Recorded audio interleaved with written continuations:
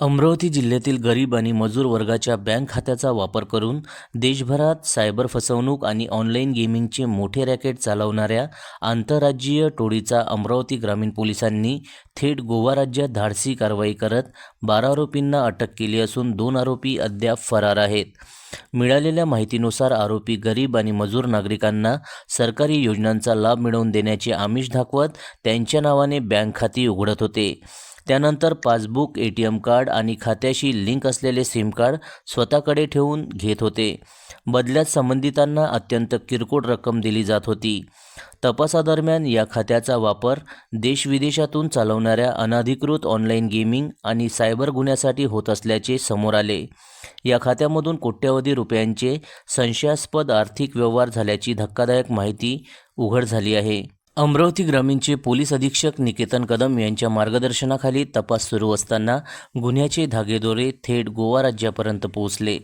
त्यानंतर पोलिसांच्या विशेष पथकाने दक्षिण गोव्यातील प्रोव्हिडंट अडोरा सोसायटी येथे छापा टाकून ही मोठी कारवाई केली. या कारवाईत एका महिलेसह 12 आरोपींना अटक करण्यात आली असून मोठ्या प्रमाणावर इलेक्ट्रॉनिक उपकरणे, बँकिंग साहित्य आणि सिम कार्ड जप्त करण्यात आले आहेत. या रॅकेटमध्ये आणखी कोणाचा सहभाग आहे का याचा शोध घेण्यासाठी 3 विशेष पोलीस पथके तपास करीत आहे. गरिबांच्या नावाने खाती उघडून सायबर गुन्ह्याचे जाळे विणणाऱ्या या टोळीचा पर्दाफाश करण्यात अमरावती ग्रामीण पोलिसांना मोठे यश मिळाले आहे. या प्रकरणातील पुढील तपासाकडे आता सर्वांचे लक्ष लागले आहे. जनसमर्थन न्यूज, अमरावती. आहे हे आरोपी जे पकडले कुठले होते आणि कशा प्रकारचा याने गुन्हा केला आहे? आपल्याकडे अमरावती ग्रामीण जिल्ह्यात आपल्याला 10 तारखेला एक तक्रार प्राप्त झाली होती की काही मजूर आणि गोरगरीब व्यक्ती आहेत, त्यांचे बँक अकाउंट्स आणि त्यांच्या नावावरची सिम कार्ड याच वापरून त्यांच्या जे बँक अकाउंटवर आहेत त्याच्यात मोठ्या प्रमाणात पैशांचे व्यवहार होत आहेत. आपण तात्काळ त्याची दखल घेत प्राथमिक चौकशीमध्ये असं निष्पन्न झालं की हे बँक अकाउंट्स खूप मोठ्या ट्रान्झॅक्शनसाठी वापरण्यात येत आहेत आणि बेसिकली सायबर फ्रॉड याच्यासाठी वापरण्यात येत आहेत. तर आपण गुन्हा तात्काळ दाखल करून सायबर पोलीस स्टेशन येथे वर्ग करून सायबर पोलीस स्टेशनने जो आत्तापर्यंत तपास केलेला आहे त्याच्यामध्ये असं निष्पन्न झालेलं आहे की हे जे अकाउंट्स आहेत त्याला म्यूल अकाउंट्स आपण म्हणतो. याचा वापर हा ऑनलाईन गेमिंगचे पैसे असतील किंवा सायबर फ्रॉडचे जे पैसे असतील ते स्वीकारण्यासाठी होतो आणि पुढे इतर अकाउंटवर पाठवण्यासाठी होतो. म्हणजे बेसिकली क्रिमिनल ॲक्टिव्हिटीजसाठी याचा वापर होत आहे. त्या अनुषंगाने आपण जी अधिकचा तपास केला त्यामध्ये गोवा येथे आपल्याला याचा ट्रेस मिळाला की तिथून हे सर्व ऑपरेट होत आहे. आपल्या टीमने सायबरचे जे PI आहेत आणि तसेच आमचे बाकीचे अधिकारी आहेत यांनी जाऊन गोवा येथे एक चांगला ट्रॅप लावून आपण रेड हँडेड तिथे 11 आरोपींना पकडलेलं आहे की जे तिथून कॉल सेंटर चालवत होते. त्यांच्याकडे आपल्याला जवळपास 200 सिम कार्ड देखील मिळाले आणि एक 70च्या आसपास बँक अकाउंट्स मिळालेले आहेत.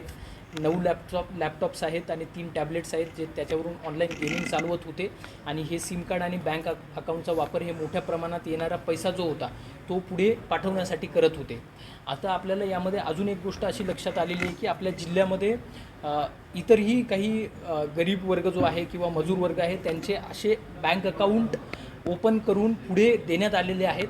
तर त्या अनुषंगाने मी आज सर्व अमरावती ग्रामीण जिल्ह्यातील नागरिकांना एक आव्हान करत आहे की आपल्यासोबत जर असं काही झालेलं असेल, आपले बँक अकाउंट सिम कार्ड जर कोणी घेतलेले असतील आणि आपल्याला काही पैशाचा लोभ देऊन काही रेंट दिलेला असेल तर तात्काळ आपण पुढे यायचं आहे. आम्ही सायबरचा हेल्पलाईन नंबर देखील त्याच्यामध्ये जारी केलेला आहे. आपण जे ॲक्च्युअल आरोपी आहेत साधारणतः किती करोड रुपयाचा यातून व्यवहार झालेला आहे आणि आरोपींची सिस्टम असू शकतात का, काय शंका?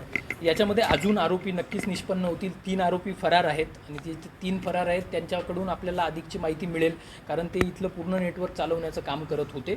आणि यामध्ये आत्तापर्यंतचे आपण जे 34 बँक अकाउंटची ॲनालिसिस केलेली आहे, जवळपास 6.25 करोड रुपयाचे याच्यामध्ये ट्रान्झॅक्शन झालेले दिसून येत आहेत. आपल्याकडे इतरही जवळपास अजून 35 बँक अकाउंट आहेत त्याची ॲनालिसिस चालू आहे आणि याची व्याप्ती अजून वाढण्याची शक्यता आहे. थँक्यू.